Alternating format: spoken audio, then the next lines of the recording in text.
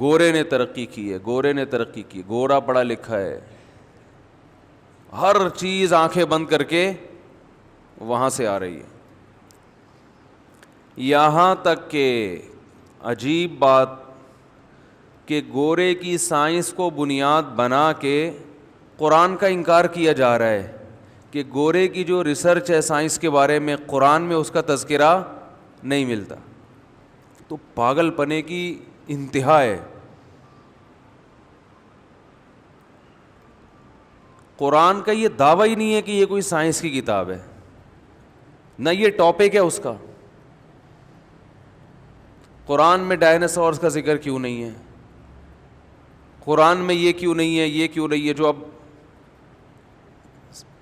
یعنی سائنس کی جو تھیوریز ہیں نا، یا جو ان کی ریسرچ ہے، اس سے متعلق قرآن کیوں بات نہیں کرتا؟ اب آپ ایک بات بتائیں، اگر 1400 سال پہلے قرآن نازل جب ہوا تھا اس میں ڈائناسورس کا بھی تذکرہ ہوتا تو آپ صلی اللہ علیہ وسلم کے لیے اپنی نبوت کو منوانے کے ساتھ ساتھ ایک اس سے بڑا مشکل کام ڈائناسور کے وجود کو منوانا. وہ کیسے مانتے عرب کے بدو کہ یہ تھا؟ کہتے یہ پتہ نہیں کیسی باتیں کر رہے ہیں، اور منوا کے کیا حاصل ہو جانا تھا. یعنی انسان کی جو پریکٹیکل لائف ہے، سیدھا راستہ ہے، اس کا ڈائناسور سے کوئی تعلق ہے؟ سمجھ میں آ رہی ہے بات؟ قرآن 1400 سال پہلے بتاتا کہ پانی میں ہائیڈروجن کے 2 اور آکسیجن کا 1 مالیکیول ہے جس سے بن کے پانی وجود میں آیا ہے. یہ سائنس کی ایک تحقیق ہے نا، جو اب ہے، پہلے نہیں تھی. تو اس سے قرآن کو کیا حاصل ہو جاتا؟ آپ صلی اللہ علیہ وسلم جو کتاب لے کر آئے، جو لوگوں کو ہدایت کے راستے پہ چلا رہی ہے، اس کتاب کا برحق ہونا ثابت کرنا یہ آسان ہوتا یا اور مشکل ہو جاتا؟ تو اور مشکل ہو جاتا. وہ کہتے ہیں یہ کہاں سے ہائیڈروجن کے 2 اور آکسیجن کا 1 کیا ہے، کہاں سے آئے؟ تو آپ لیبارٹری میں لے جا کے ان کو دکھاتے. پھر ایک چیز نہیں ہے، لاکھوں چیزیں ہیں. جب انسان پاگل ہوتا ہے نا، جب کسی کی مخالفت اور ضد پہ اڑ جائے تو اکثر لوگ اعتدال کا راستہ چھوڑ دیتے ہیں. یہی حال آج کل کے ملحدین کا ہے، جن کو قرآن پہ اعتراضات ہوتے ہیں کہ قرآن میں سائنس کی باتیں کیوں نہیں ہیں. یہ موضوع سے میں ہٹ رہا ہوں، لیکن ایک بات، قیام و طعام تو چلتا ہے نا راستے میں. ایک بات خوب اچھی طرح سمجھ لیں، اس طرح کے اعتراضات قرآن پہ بہت زیادہ کیے جاتے ہیں. اور یہ جو ہمارے لڑکے یونیورسٹیوں میں سائنس پڑھتے ہیں، سائنسدانوں کے بارے میں پڑھتے ہیں، تو چونکہ ایک ہی چیز کو فوکس کیا ہے نا انہوں نے، تو ان کو بھی یہ اعتراضات بہت ہوتے ہیں کہ قرآن میں سائنس کی جو تھیوریز ہیں ان کا تذکرہ کیوں نہیں ہے. یہ احسان تو ہم پہ سائنسدانوں نے کیا ہے. قرآن میں وہ سائنسی باتیں جو آج ثابت ہو رہی ہیں ان کا تذکرہ کیوں نہیں ہے. قرآن میں یہ کیوں نہیں ہے کہ سورج مشرق سے نہیں نکلتا بلکہ زمین گھومتی ہے، یہ کیوں نہیں ہے قرآن میں؟ یہ بات خوب اچھی طرح سمجھ لیں. پہلی بات، قرآن میں کوئی ایسی بات نہیں ہے جو سائنس کے اگینسٹ ہو. سائنس میں ریسرچ سے کوئی بات ثابت ہو، ایک ہوائی فائرنگ نہ ہو سائنسدانوں کی، باقاعدہ تحقیق سے کوئی بات ثابت ہو گئی اور سائنس نے اس کے خلاف کہا، قرآن نے اس کے خلاف کہا ہو، ایسا قرآن میں ایک جگہ بھی نہیں ہے، ایک آیت میں بھی نہیں ہے ایسا. حالانکہ 1400 سال پہلے لوگوں کو سائنس کے نام پہ بیوقوف بنانا دنیا کا سب سے آسان کام تھا. اگر یہ قرآن اللہ کا کلام نہ ہوتا تو اس میں 4 باتیں نہیں 4000 باتیں ایسی ہوتی جو آج سائنس کے بالکل اگینسٹ ہوتی. اور اس زمانے کی آپ آپ کتابیں اٹھائیں, تحریریں اٹھائیں تو آپ کو ملے گا ایسے. آپ صدیوں پہلے کی مذہبی کتابیں اٹھائیں تو آپ کو اس میں عجیب عجیب نظریات نظر آئیں گے. قرآن یا تو سائنس کے موضوع کو چھیڑتا نہیں ہے, یا قرآن سائنس کی ایسی بات کرتا ہے کہ سائنس اس کے اگینسٹ نہیں ہے. ہاں سائنس اس بارے میں خاموش ضرور ہے,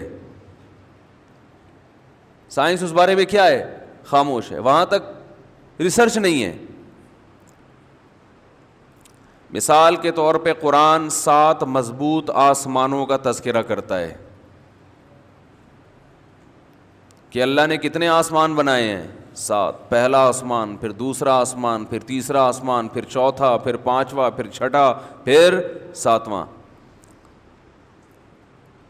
اب اگر کوئی سائنسدان کہے کہ ہم نے تو تحقیق کی ہے, کوئی 7 آسمان نہیں ہے, تو یہ تحقیق جب ہو سکتی ہے جب آپ پوری کائنات کا وزٹ کر کے بولو بھائی آ گئے, یہ جب ہو سکتی.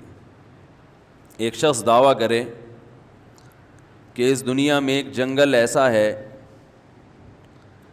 جہاں آگ لگ جاتی ہے گرمیوں میں, آسٹریلیا میں ہوتا ہے نا, اور اتنی زیادہ آگ لگی تھی کہ وہ پورا ایک لندن جیسا شہر کے بقدر رقبہ جو ہے وہ جل کے خاکستر ہو گیا. یہاں ایک آدمی دعویٰ کرے تو میں نے تو نہیں دیکھا, یہ ایسی کوئی تحقیق نہیں ہے, تو اسے کہا جائے گا کہ آپ گئے کہاں تک ہیں دنیا میں, آپ نے ٹریولنگ کہاں تک کی ہے. کہ میں انڈا موڑ پہ چائے پی کے آیا ہوں, انڈا موڑ تک میں بنفس نفیس گیا ہوں, راستے میں کوئی درخت بھی مجھے نظر نہیں آیا جس میں آگ لگی ہوئی ہو, نہ اس کے کوئی اثرات نظر آئے. تو ہم کہیں گے بھائی جنگل میں آگ کا لگ جانا یہ جب ضروری ہے جب اس پہ تحقیق کے دعوے دار آپ اس وقت ہو سکتے ہو جب آپ یہ کہو کہ دنیا کا کوئی جنگل ایسا نہیں ہے جو میں نے دیکھا نہ ہو, اور میں نے تو نہیں دیکھا کہ کہیں آگ لگی ہو. سائنس نے یہ کب دعویٰ کیا ہے کہ کائنات کا وزٹ کر کے وہ واپس آ چکے ہیں؟ جو تحقیقات اب تک ہوئی ہے نا, سائنسدان اس کا خود اعتراف کرتے ہیں کہ یہ کائنات میں ابھی ہم نے اتنا وزٹ کیا ہے جیسے کوئی انڈا موڑ پہ چائے پی کے آ جائے. ابھی تو آگے صدر, لانڈی, اور پھر حیدرآباد, اور پھر انڈیا, اور پھر اس کے آگے کے ممالک, اور اتنی بڑی دنیا پڑی ہوئی ہے, اس کے بارے میں تو سائنس خاموش ہے. تو قرآن نے یہ تھوڑی کہا کہ یہ پہلا آسمان ہے, اس کے بعد فوراً گندے نالے سے لیفٹ ٹرن مارو گے, تھوڑا آگے جاؤ گے دوسرا آسمان نظر آئے گا, پھر تھوڑا گولی مار سے سیدھا ٹرن مارو گے تو کون سا آسمان نظر آئے گا؟ تیسرا آسمان. آپ W11 پہ بیٹھ کے ہمیں آسمان پہ پہنچا رہے ہو یار. ایسے آسمان پہ تو ہمارے چرسی اور ہیروئنچی بھی نہیں گئے. ہیروئنچی بھی ہر وقت آسمان پہ رہتا ہے نا, لیکن وہ بھی اتنے بلندی کا دعویٰ اس نے بھی ابھی تک نہیں کیا, حالانکہ وہ چرس پی کے, ہیروئن پی کے دعوے کر رہا ہوتا ہے. تو قرآن سے صاف طور پر پتہ چلتا ہے کہ اللہ نے 7 مضبوط آسمان بنائے, اور اس میں سائنس کی کہیں نفی نہیں ہے. خاموش ہے سائنس اس بارے میں. یہ دعویٰ کرنا, دیکھو بہت سی چیزوں کے ہونے کا تو دعویٰ کیا جا سکتا ہے, نہ ہونے کا دعویٰ ممکن ہی نہیں ہے, عدالت کیس ہی خارج کر دے گی. سمجھ میں آ رہی ہے بات؟ کہ بہت سی چیزیں ایسی ہیں جن میں نہ ہونے کا دعویٰ سنا ہی نہیں جاتا. مثال کے طور پر ستار بھائی نے وسیم بھائی کو 1 لاکھ روپے قرضہ دیا. قرضہ کس نے دیا؟ بولے نا, وسیم بھائی کو 1 لاکھ روپے قرضہ دیا. گواہ کوئی نہیں تھے. وسیم بھائی پی گئے, معذرت کوئی وسیم بھائی اگر بیٹھے ہوئے ہوں, وسیم بھائی وہ قرضہ لے کے, جیسے کہ ہوتا ہے آپ کو پتہ ہے, انہوں نے کیا کیا؟ پی گئے. ستار بھائی نے وسیم بھائی کو کہا کہ تم نے 1 لاکھ روپے قرضہ لیا ہے, واپس کر دو. وسیم بھائی پی گئے, انہوں نے کہا میں نے تو نہیں لیا. ستار بھائی نے کیس کیا عدالت میں, عدالت نے کہا گواہ لے کر آؤ. 2 آدمی گواہ بن کے آئے. عدالت نے پوچھا کہ کیا تم نے دیکھا ہے کہ کیا تم اس بات کی گواہی دیتے ہو کہ وسیم نے ستار سے 1 لاکھ روپے لیے؟ انہوں نے کہا نہیں, ہم اس بات کی گواہی نہیں دیتے کیونکہ ہمارے سامنے لیا ہی نہیں ہے. عدالت کہتی ہے کہ اچھا پھر اس بات کی گواہی دیتے ہو کہ انہوں نے نہیں لیے؟ بولو بھائی, انہوں نے, وسیم نے ستار سے 1 لاکھ روپے نہیں لیے, اس کی گواہی دیتے ہو؟ اگر وہ کہیں کہ ہم گواہی دیتے ہیں کہ وسیم نے ستار سے 1 لاکھ روپے نہیں لیے, تو عدالت پوچھے گی کیا تم 24 گھنٹے وسیم کے ساتھ چپکے ہوئے ہو؟ اس پر تو گواہی دی جا سکتی ہے کہ لیے ہیں. اگر آپ یہ کہتے ہو نا کہ نہیں لیے, تو یہ نہیں کہہ سکتے کہ نہیں لیے, آپ کہہ سکتے ہو کہ ہمیں نہیں پتا کہ لیے ہیں کہ نہیں لیے, کیونکہ ہم 24 گھنٹے نہ وسیم کے ساتھ ہوتے ہیں اور نہ ستار کے ساتھ, اور ہوں بھی تو ہو سکتا ہے موبائل کی اپلیکیشن میں 1 لاکھ ٹرانسفر کر دیں اس کے اکاؤنٹ میں, تو ہمارے پاس اس قسم کی کوئی نالج نہیں ہے. ہم اس پر گواہی دے سکتے ہیں کہ لیے ہیں, اس پر گواہی کوئی بھی نہیں دے سکتا کہ نہیں لیے ہیں. نہیں پر گواہی نہیں ہوتی ہے. بولتے کیوں نہیں بھائی؟ نہیں پر گواہی اس وقت ہوگی جب کوئی خاص ٹائم بتایا جائے کہ ہفتے کے دن 5 بجے اس نے پیسے لیے ہیں, تو گواہ کہہ سکتے ہیں ہفتے کے دن 5 بجے تو ہم اس کے گھر میں بیٹھے ہوئے تھے, ہمارے سامنے نہیں دیے, اس کا مطلب ہم گواہی دیتے ہیں کہ اس نے پیسے نہیں دیے. لیکن جنرلی جب کوئی گواہ طلب کیے جاتے ہیں تو وہ کسی چیز کے ہونے پر گواہی دیتے ہیں, نہ ہونے پر گواہی نہیں دیتے. نہ ہونے پر گواہی جب دی جائے گی جب نہ ہونا آپ کے علم کے دائرہ کار میں آتا ہو. جیسے اللہ نے کرے کوئی بم پھٹا, 2 آدمیوں نے گواہی دی کہ بم پھٹا ہے, 4 کہہ رہے نہیں پھٹا, اور اس بیس پہ کہہ رہے ہیں کہ بھائی اگر وہاں بم پھٹا ہوتا تو ہم بھی وہاں تھے, ہمیں تو سنائی نہیں دیا, اس کا مطلب ہے بم نہیں پھٹا. تو یہ گواہی دے سکتے ہیں کہ بھائی یہ 2 گواہ جھوٹ بول رہے ہیں, اس لیے کہ بم کا جب پھٹتا ہے تو 2 آدمیوں کو سنائی نہیں دیتا, جتنے لوگ اس موقع پر موجود ہیں سب کو سنائی دیتا ہے. تو یہاں بم کا پھٹنا یا نہ پھٹنا ان کے علم کے دائرے میں آتا ہے. تو اگر سائنسدانوں نے پوری کائنات کا وزٹ کر لیا ہوتا, کائنات کا چپا چپا دیکھ لیا ہوتا, پھر وہ یہ دعویٰ کرتے کہ ہمیں 7 آسمان مارکیٹ میں نظر نہیں آئے. پھر ہم کہتے ہیں کہ سائنس اور قرآن ایک دوسرے کے کیا جا رہے ہیں, اگینسٹ. سائنس یہ تو دعویٰ کر سکتی ہے کہ ہم نے ابھی تک آسمانوں کو دیکھا نہیں ہے, یہ دعویٰ نہیں کر سکتی کہ سرے سے آسمانوں کا وجود ہے ہی نہیں. سائنس کہے گی ہمیں نہیں پتا بھائی ہے کہ نہیں ہے, اب تک ہمیں نظر نہیں آیا. تو قرآن یہ نہیں کہتا کہ 7 مضبوط آسمان ہیں اور سائنسدانوں نے وہ دیکھ لیے ہیں, یہ جھوٹ بول رہے ہیں کہ نہیں دیکھے.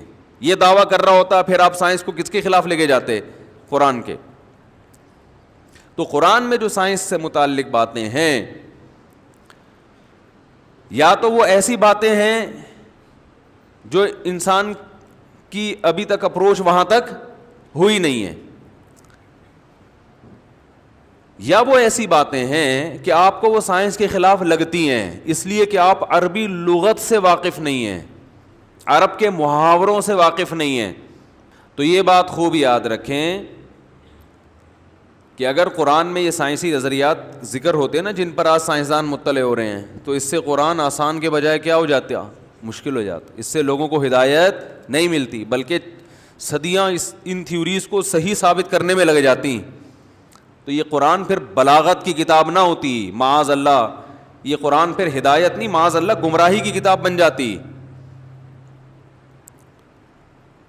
اور دنیا میں کہیں بھی کسی کتاب کا کوئی ٹاپک ہوتا ہے تو وہ کتاب دوسرے موضوع کو نہیں چھیڑتی. دیکھو لا قوانین جہاں بھی لکھے ہوئے ہوتے ہیں, آپ کسی وکیل سے پوچھیں کہ جو لا کی کتاب کوئی لا کے دو مجھے, جس میں قانون لکھا ہوا ہو، آئلی قوانین، فوجداری قوانین.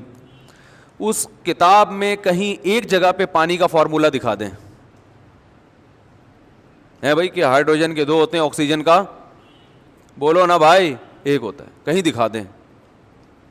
اب آپ نے جج سے کہا کہ یار یہ پاکستان کا جو لا ہے، قانون ہے، اس میں سائنس کی باتیں تو ہے نہیں، لہذا یہ تو پرانی بوسیدہ قوانین ہے جن کا یہ 15ویں صدی میں نہیں چل سکتے.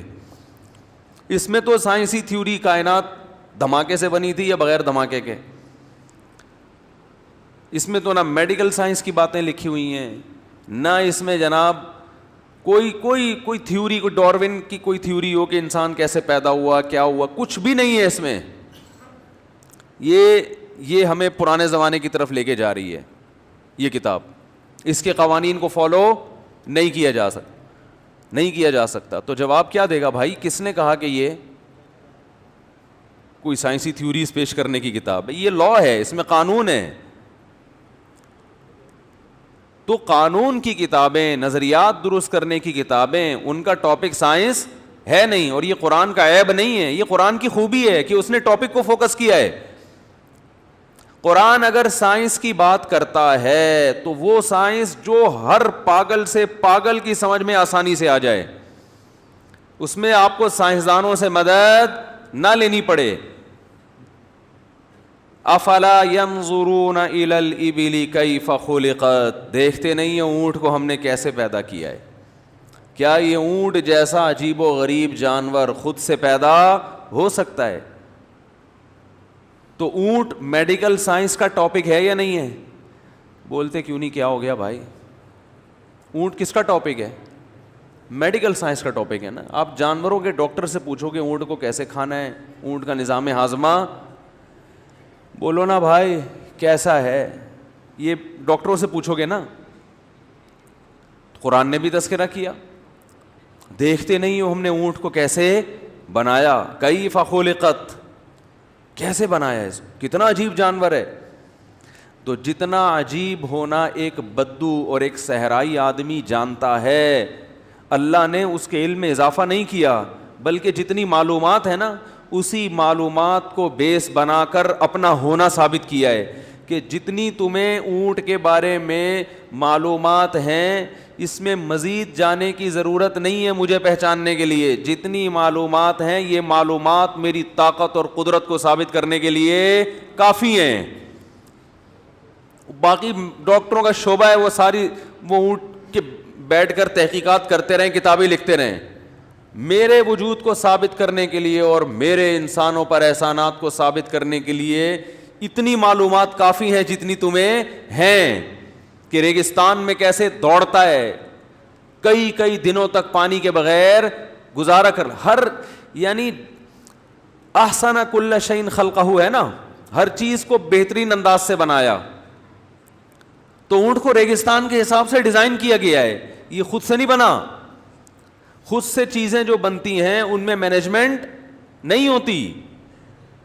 ریگستان میں انسان کو سفر کی ضرورت تھی صدیوں پہلے، تو اللہ نے اس کے لیے کس جانور کو پیدا کیا؟ اونٹ کو. ہر چیز اس کی ریگستان کے حساب سے. واحد جانور ہے جو ریت پہ آرام سے چل سکتا ہے، پاؤں دھستے نہیں ہیں اس کے. ریگستان میں پانی نہیں ہوتا، اللہ نے پانی کے ٹینکر پیدا کر دیے اس کے اندر. اگر یہ کائنات اتفاق سے وجود میں آئی ہوتی تو ریگستان میں وہ اونٹ کے اندر ایک ٹینکی اتفاق سے بنی ہوتی. کبھی آپ نے گھر خریدا اور وہاں ٹینکی لگی ہوئی ہے پانی کی، آپ پوچھتے ہیں یار یہ عام گھروں میں تو ٹینکی چھوٹی ہوتی ہے، یہاں یہ ٹینکی اتنی بڑی کیوں ہے؟ وہ کہہ رہا ہے یار ہم نے جب گھر بنا رہے تھے نا تو ہوا میں ایک ٹینکی اڑ کے آ کے یہاں فٹ ہو گئی تھی. ہم تو چھوٹی بنانا چاہتے تھے لیکن بہت بڑی فٹ ہوئی. اور چلو یہ خدا کی قدرت ہے، ایک بڑی سی ٹینکی اتفاق سے آ کے فٹ ہو گئی، کیونکہ یہاں پانی کئی ہفتوں، یہ نارتھ کراچی ہے، یہاں پانی کے علاوہ آپ کو سب کچھ ملے گا. کچرا بھی ملے گا، پانی نہیں ملے گا آپ کو انڈا موڑ پہ.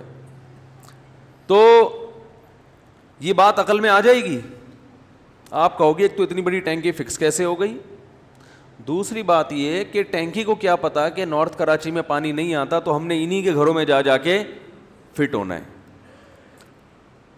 گائے کے وہ ٹینکی کیوں نہیں ہوتی میرے بھائی جس میں پانی اسٹور ہوتا ہے؟ دمبے کے وہ ٹینکی کیوں نہیں ہوتی؟ اونٹ کے کیوں ہوتی ہے؟ اس لیے کہ اونٹ نے اپنی پشت پہ بٹھا کے صدیوں پہلے سینکڑوں میلوں کا سفر کرنا ہے انسان کو بٹھا کے. اللہ نے کہا کہ اور پھر پانی بہت پیتا ہے اونٹ, تھوڑا پانی سے اس کا گزارا نہیں ہے, تو اس کے لیے اللہ نے اس کے کوہان میں چربی رکھ دی, بہت دنوں تک کھائے, کیونکہ ریگستان میں کھانا مارکیٹ سے کیا ہوتا ہے؟ شارٹ ہوتا. لمبی گردن رکھ دی کہ ریگستان میں بسا اوقات اونچے اونچے درخت ہوتے ہیں, ہر چیز اس کی ریگستان کے حساب سے بنائی گئی ہے. اور بہت سی چیزیں سائنسدانوں نے بتائیں. اونٹ کی جو آنکھ ہے نا اس کو ایسے ڈیزائن کیا گیا ہے کہ اس میں ریت پھنستی نہیں ہے. یہ تو اس وقت عربوں کو بھی پتا نہیں تھا. اب جو بصیرت کی آنکھوں سے سائنس پڑھے گا, جب اونٹ پہ اسٹڈی کرے گا اور دیکھے گا کہ اس کی آنکھوں کو ایسے ڈیزائن کیا گیا ہے کہ اس میں ریت پھنسے نہیں, تو بصیرت کی آنکھوں سے جب یونیورسٹی میں سائنس پڑھے گا تو وہ اللہ سے دور ہونے کے بجائے اور زیادہ قریب ہو جائے گا. اور جس سے اللہ نے بصیرت کی آنکھیں چھین لی ہوں, اندھا ہو گیا ہو, وہ کہے گا کہ اونٹ کے بارے میں اتنی زبردست تحقیقات جو 1400 سال بعد پتہ چل رہی ہیں, آنکھ میں یہ ہے اور کان میں یہ ہے اور وغیرہ وغیرہ, تو یہ قرآن میں اس کا تذکرہ کیوں نہیں ہے؟ نہیں آ رہی بات سمجھ میں؟ اس سے پتہ چلتا ہے کہ قرآن اللہ کی کتاب نہیں ہے. اس سے پتہ چلتا ہے کہ اس کائنات کو کسی نے بنایا نہیں ہے, یہ خود سے بنا ہے اونٹ پورا. کمال ہو گیا بھائی. وہ جو سورہ ناس ہے نا, قل اعوذ برب الناس ملک الناس الہ الناس من شر الوسواس الخناس الذی یوسوس فی صدور الناس. میں پہلے حیران ہوتا تھا اللہ نے اتنے اہتمام سے وسوسہ ڈالنے والوں کے شر سے پناہ مانگنے کا کیوں حکم دیا ہے, کہ چاہے انسانوں میں سے ہو یا جنات میں سے, جو بھی وسوسے ڈالتے ہیں ان کے شر سے پناہ مانگو. آج یونیورسٹیوں میں اسلام کے بارے میں, اللہ کے بارے میں وسوسے ڈالے جا رہے ہیں. انسان اسلام کے قریب ہونے کے بجائے بولو بھائی دور ہو رہا ہے. میڈیکل سائنس پڑھنے والا وہ اللہ کے قریب ہونا چاہیے.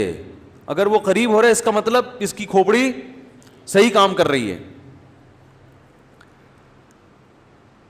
تو ایک بات تو یہ کہ قرآن میں کچھ نظریات, کچھ باتیں ایسی ہیں جو انسانی عقل سے کیا ہیں, اب تک بالا تر ہیں, تو اس میں انسان خاموش ہے, نہ ہاں کر سکتا ہے اور نہ کر سکتا ہے. کچھ باتیں ایسی ہیں جو قرآن چونکہ عربی زبان میں ہے اور ہدایت کی کتاب ہے, تو اس میں عرب کے محاوروں کا اعتبار کیا قرآن نے, عرب کے محاورے. اس کی میں مثال دیتا ہوں. بات یہ چل رہی تھی کہ آپ نے کسی محبوبہ سے کہہ دیا کہ میرا دل تم پہ عاشق ہے. وہ میڈیکل سائنس کی اسٹوڈنٹ تھی, اس نے کہا تم تو بالکل جاہلوں والی باتیں کر رہے ہو, یہ تو 200 سال پہلے بلکہ 1000 سال پہلے ریسرچ سے ثابت ہو چکا ہے کہ عشق دل سے نہیں بلکہ کہاں ہوتا ہے, دماغ سے ہوتا ہے. تو آپ اس سے کہیں گے بھائی تو رہنے ہی دے, تیرے ساتھ گزارا بولو بھائی نہیں ہے.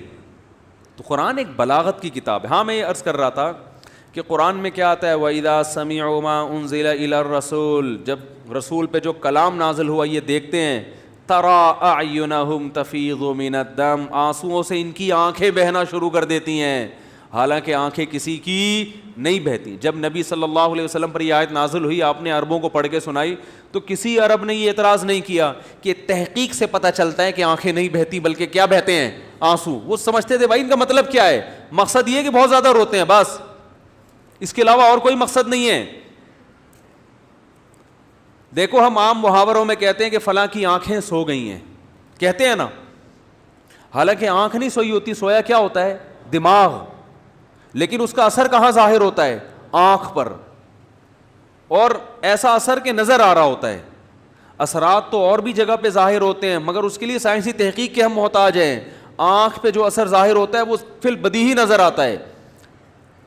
تو اسی طرح قرآن دل کی طرف نسبت کرتا ہے، اس لیے کہ دماغ میں جب بھی کوئی چیز داخل ہوتی ہے، محبت یا خوف، اس کا فوری اثر کہاں آتا ہے؟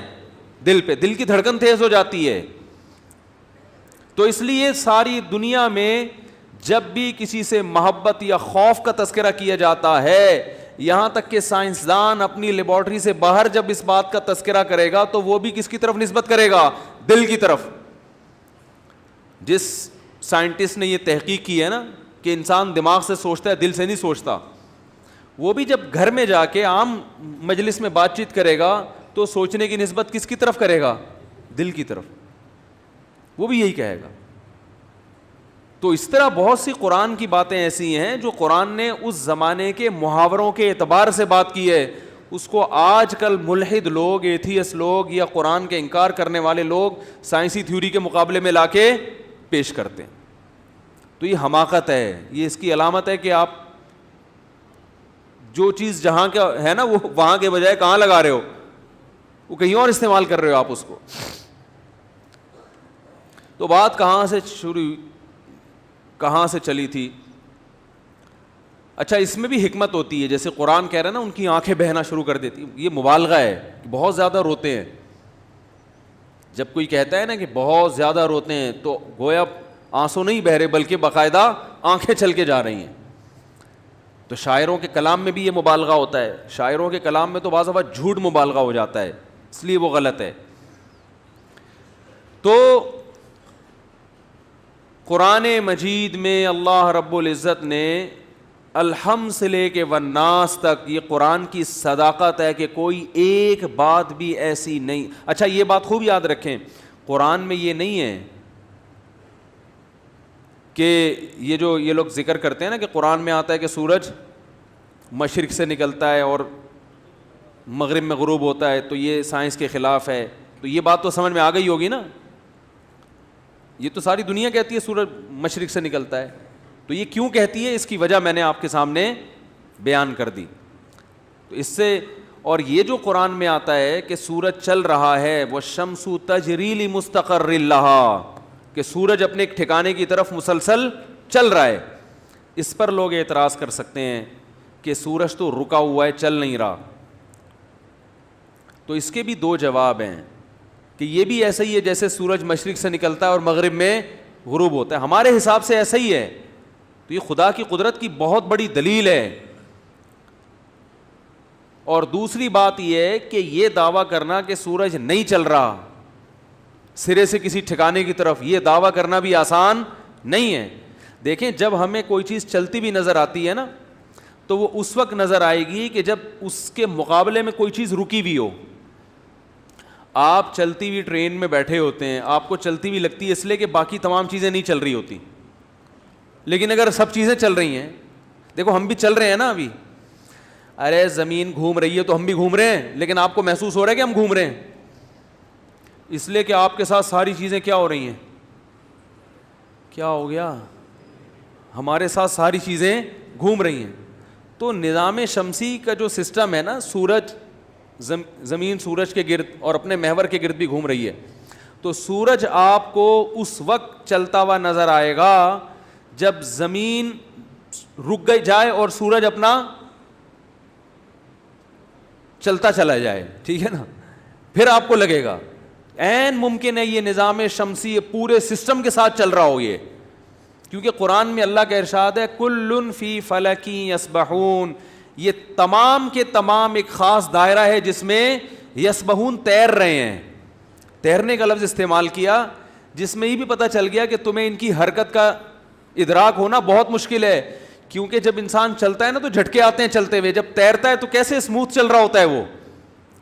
تو اللہ نے فرمایا جتنے اجرام بڑے بڑے ہم نے بنائے ہیں، کلن تمام کے تمام، فی فلک ایک خاص دائرہ ہے جس میں موو کر رہے ہیں، جس میں چل رہے ہیں یہ. اب آپ بتاؤ 1400 سال پہلے قرآن نے کہا کہ یہ سب ایک دائرے میں کیا ہیں؟ چل رہے ہیں. تو یہ بات اس دور میں کی جا سکتی تھی. اس دور کے جو سائنسدان ہمیں ملتے ہیں نا جو پھینکو قسم کے, ان میں ہم نے بھی مدرسوں میں کتابیں پڑھی ہیں نا, تو اس دور کی تھیوریز بھی پڑھی ہیں.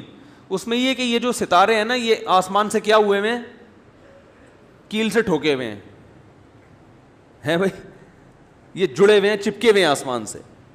اگر قرآن اللہ کا کلام نہ ہوتا تو قرآن بھی یہ بات نقل کرتا. جو عرب میں رائج تھی وہ یہی بتاتا کہ یہ آسمان سے کیا ہوئے ہوئے ہیں, چپکے ہوئے ہیں. یہ تو یہ قرآن کی بلاغت ہے کہ قرآن نے ایک بات بھی 1400 سال پہلے, جب کہ بہت سارے غلط سائنسدانوں کے نظریات معاشرے میں رائج تھے, ایک نظریہ بھی قرآن نے ان کا قبول نہیں کیا اور اس کو اپنی کتاب میں جگہ نہیں دی ہے, ایک بھی نہیں ہے. تو بات کہاں سے شروع ہوئی تھی, کہاں چلی گئی؟ میں اصل میں جو بات عرض کر رہا تھا کہ دیکھو یہ جو دور ہے نا, یہ ہے وسوسے پھیلانے کا دور, ایمان پہ ڈاکے ڈالنے کا دور. انسان خواہشات نفسانیہ کی طرف جا رہا ہے.